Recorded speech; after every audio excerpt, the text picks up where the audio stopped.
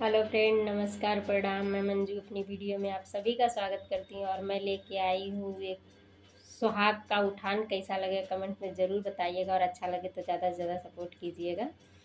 सनसननन साए साए हो रही थी रेल में, सनसननन साए साए हो रही थी रेल में। पहले डिब्बे में सास ससुर बैठे, पहले डिब्बे में सास ससुर बैठे। सीताराम सीताराम हो रही थी रेल में, सीताराम सीताराम हो रही थी रेल में। सनसननन साए साए हो रही थी रेल में, सनसननन साए साए हो रही थी रेल में। दूसरे डिब्बे में बाराती सब बैठे, दूसरे डिब्बे में बाराती सब बैठे। धक्का मुक्की हो रही थी रेल में, धक्का मुक्की हो रही थी रेल में। सनसननन साए साए हो रही थी रेल में, सनसननन साए साए हो रही थी रेल में।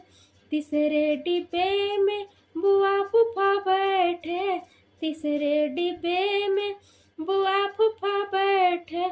चाय गरम हो रही थी रेल में, चाय गरम हो रही थी रेल में। सनसननन साए साए हो रही थी रेल में, सनसननन साए साए हो रही थी रेल में। चौथे डिब्बे में जेठ जेठनी बैठे, चौथे डिब्बे में जेठ जेठनी बैठे।